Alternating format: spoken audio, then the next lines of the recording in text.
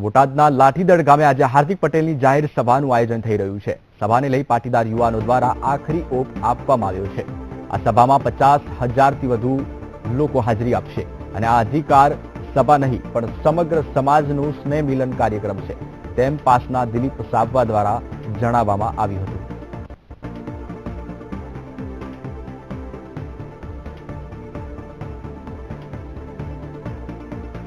કાર્યક્રમને લઈને યુવાનોમાં થનગનાટ છે।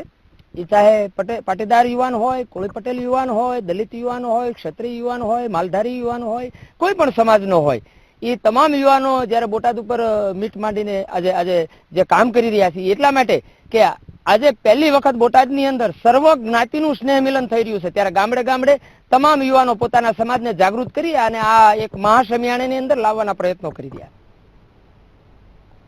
તો આ અંગે વધુ માહિતી આપવા માટે અમારા સંવાદદાતા રાજેશ જોડાઈ ગયા છે। રાજેશ, કેવા પ્રકારની તૈયારીઓ કરવામાં આવી છે અને સમગ્ર સભાને કેવી રીતે જોવામાં આવે છે? ચોક્કસ જે વાત કરવામાં આવે તો બોટાદ તાલુકાના લાઠીદળ ગામે આજે બપોર બાદ સાંજના 4 થી 8 કલાક સુધીમાં અધિકાર સભાનું એક પાટીદાર સમાજ દ્વારા આયોજન કરવામાં આવ્યું હતું। ત્યારબાદ સૂત્રોમાંથી મળતી માહિતી અનુસાર આ સભાને મંજૂરી નહીં મળતા આ સભાનું નામ સ્નેહ મિલન રાખવામાં આવ્યું છે અને તમામ સમાજના આગેવાનો આ સ્નેહ મિલનની અંદર હાજર રહેવાના છે। ત્યારે ચોક્કસથી વાત કરીએ તો આ સમાજનું સ્નેહ મિલન તમામ સમાજનું સ્નેહ મિલન ચોક્કસથી સફળતાપૂર્વક પાર થાય। જે મામલાને લઈ પાસના કાર્યકર્તાઓ તેમજ અલગ અલગ સમાજના કાર્યકર્તાઓ છેલ્લા કેટલાય દિવસથી બોટાદ શહેર અને જિલ્લાના ગામડાઓ ખૂંદી રહ્યા છે।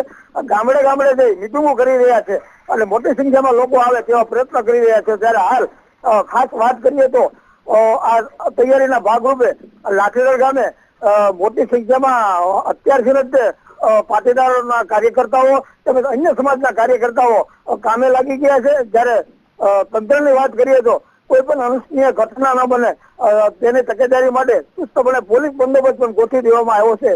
જી જઈએ પછી રાજેશ, માહિતી આપવા બદલ આપનો ખૂબ ખૂબ આભાર। તો બોટાદના લાઠીદળ ગામે આજે હાર્દિક પટેલની સભા યોજવાની છે, જેમાં 50,000થી પણ વધુ લોકો ઉપસ્થિત રહે તેવી શક્યતા છે।